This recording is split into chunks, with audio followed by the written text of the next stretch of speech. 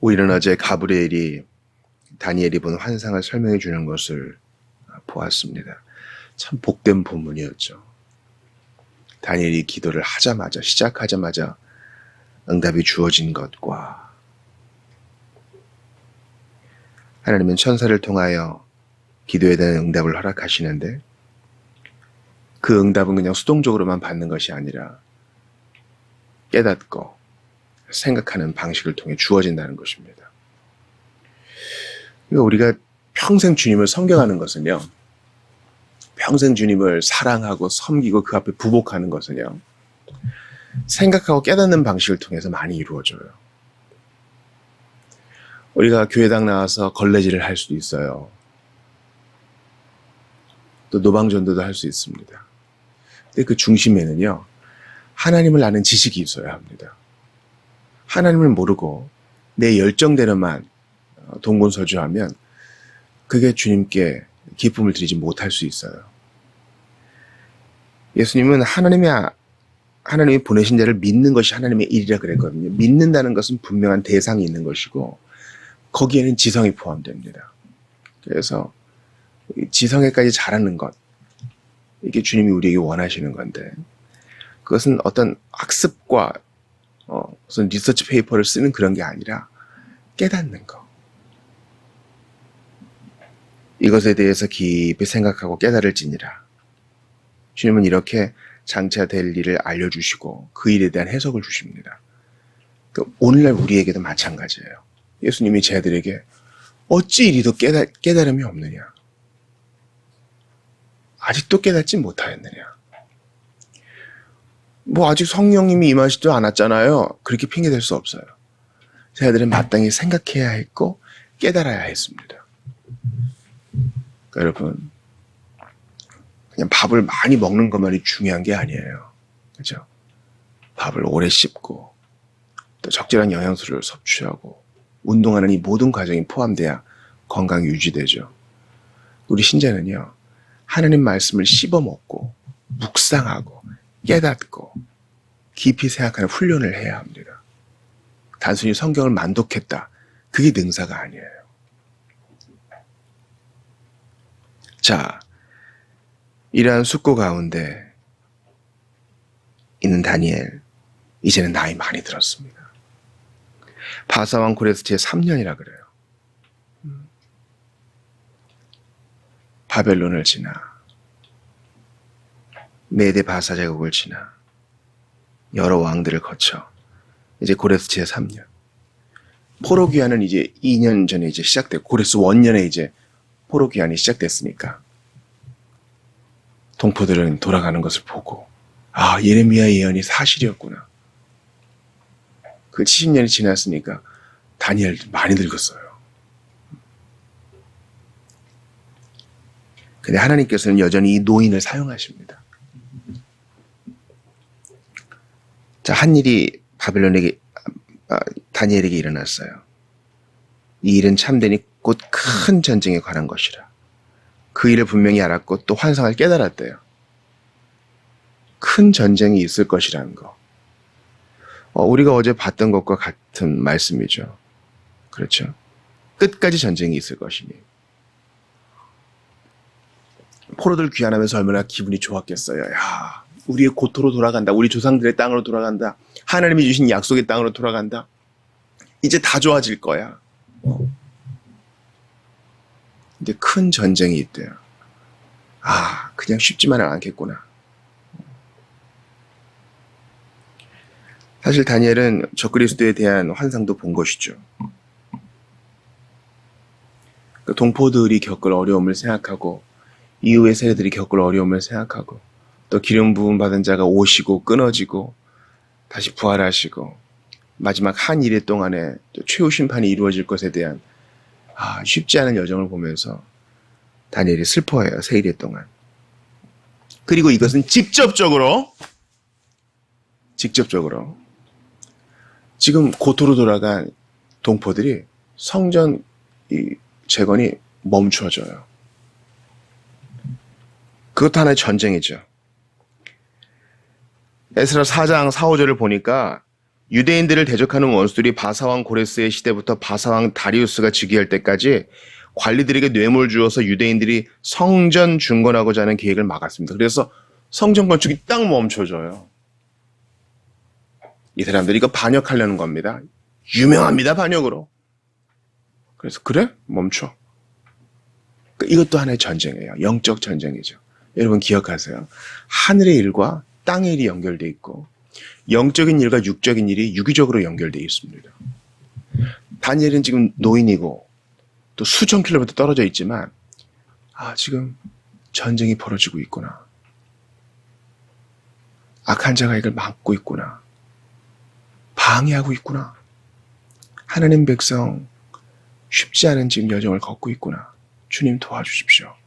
이런 마음으로 가는 겁니다. 제가 어제 참 주의 깊게 살펴본 구절과 같죠. 다니엘 9장 26절 보세요. 또 끝까지 전쟁이 있으리니 황폐할 것이 작정되었느니라.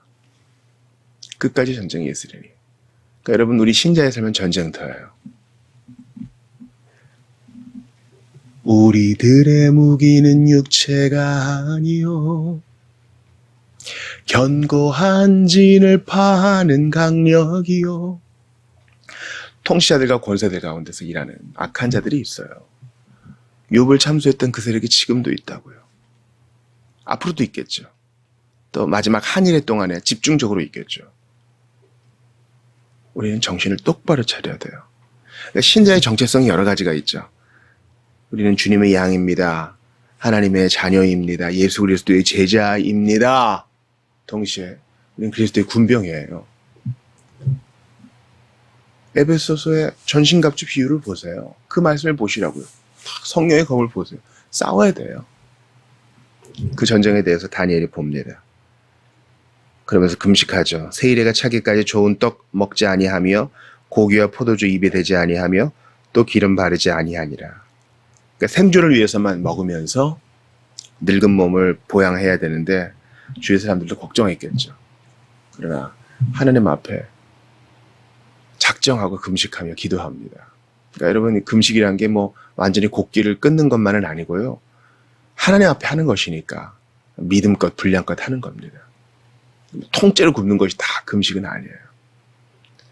그는 이렇게 동포들과 고생을 같이 합니다.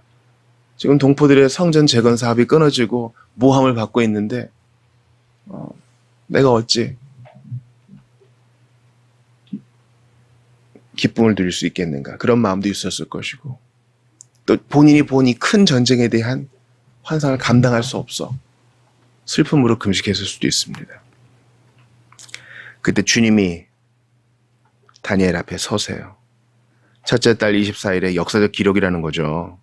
내가 히데겔이라는 큰 강가에 있었는데 아마 같이 있는 사람들이 있었을 겁니다. 왜냐하면 그들은 숨었다 그랬으니까. 그때 내가 눈을 들어 바라본 적 한 사람이 세마포 옷을 입었고 허리에는 우바스 순금띠를 띠었더라. 요한계시록에서 말하는 인자의 모습이죠. 그의 몸은 황옥 같고 그의 얼굴은 번갯빛 같고 눈은 횃불 같고 그의 팔과 발은 빛난 녹 같고 그의 말소리는 큰 무리가 외치는 소리 같았다. 많은 물소리. 우리 주님이세요. 평생을 섬겼던 그 주님이 다니엘에게, 이 노년의 다니엘에게 자신을 보이세요. 이제 나이 들어서 시력도 희미해졌겠으나 그분인 거 알아요. 평생 섬겼던 그분이니까. 근데 다니엘만 그분을 홀로 보고 함께한 사람들은 보지 못했는데 뭔가 있다는 걸 느끼고 두려워 떨며 도망하여 숨습니다. 마치 다메섹 도상에서 바울에게 예수님이 자신을 드러내셨을 때 다른 사람들은 바울의 예수님을 보지 못했던 것과 마찬가지죠. 바울만 만났습니다. 오늘 인자 되신 예수님은 다니엘만 만나 주십니다. 여러분, 이렇게 자신에게 받은 계시와 환상 까닭에 금식하며 주님을 섬기기로 결정한 자에게 주님이 자신을 보이세요. 그가 금식했다는 것은 하나님을 사랑한다는 증거이고 주님은 당신을 사랑하는 자에게 자신을 보이세요. 오늘 본문이 여러분 다 금식하세요. 그냥 살 만큼만 쌀 몇 톨 드시고 기도하시면 예수님을 만날 거예요. 이게 결론이 돼서는 안 됩니다. 이게 결론이 아니에요. 하나님께서 우리의 인생 전체를 사용하신다는 거예요. 어렸을 때 다니엘, 그리고 이제 노인이 된 다니엘, 여전히 주님을 섬기고 있어요. 쓰임받고 있어요. 감사한 일이에요. 모든 주의 백성들 다 이렇게 주님 부르실 때까지 쓰임받다 가시기를 바랍니다. 마지막까지 주님을 섬기면 주님이 자신을 보여주실 거예요. 거기에 감사하고 엎드리고 여러분들 되시기 바라요. 여러분, 쓰임받는다는 말은요, 내가 뭐 교회 헌금도 많이 하고 교회 회의도 많이 참가하고 교회 봉사도 많이 하고 그것만을 의미하지 않아요. 그것도 포함하겠지만 다니엘은 주님과 지금 계속 내밀한 교통을 유지하고 있잖아요. 그리고 무슨 노인이 금식입니까? 이렇게 하지 않고 할 수 있는 한에서 금식하며 기도해요. 참 여러분, 예수님을 처음 만났던 이 노인들 금식하는 사람들이었어요. 저희를 놓아주시는도다. 그때까지 금식하며 섬기던 사람들이었다고요. 그러니까 여러분, 이제 초고령 사회잖아요.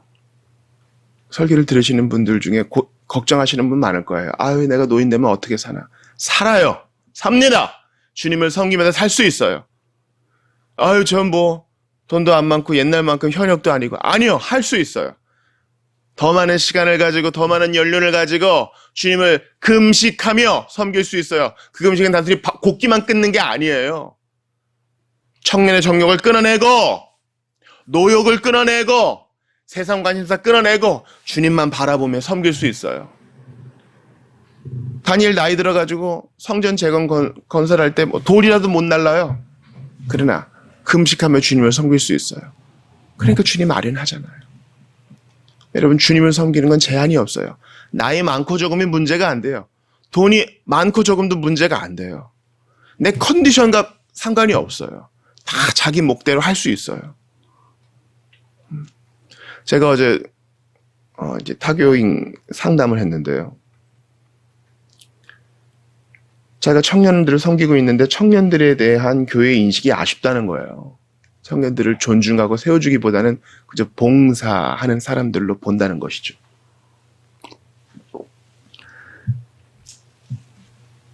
그 의사소통도 쉽지 않고 청년들을 어떤 양육의 대상으로 보아주지도 않고 애매한 위치에 있는 거예요. 그러나 여러분, 지금 자기 손으로 돈을 벌지 못하는 사람들도 하다못해 큰 병을 앓아서 남은 평생을 침대에 누워 보내야만 하는 사람들도 다 그 자리에서 주님을 섬길 수 있어요.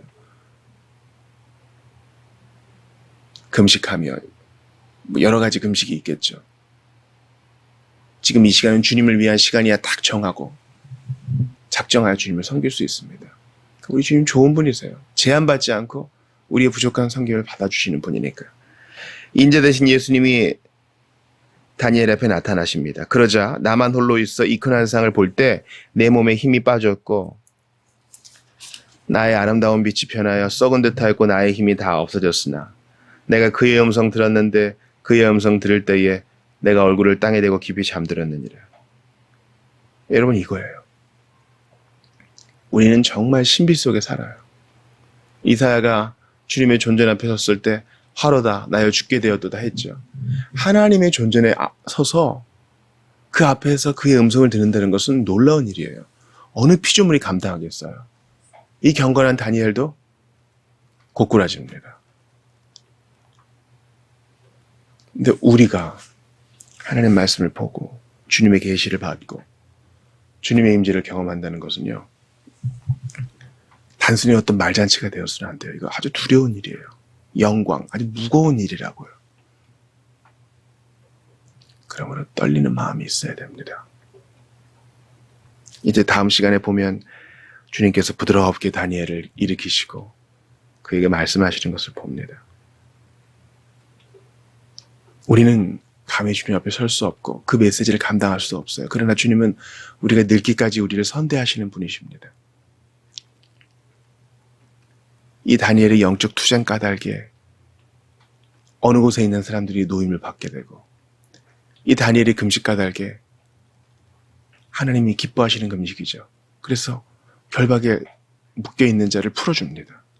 주님이 지금 응답하러 오신 거 아니에요. 맞아요. 성전공사는 재개되고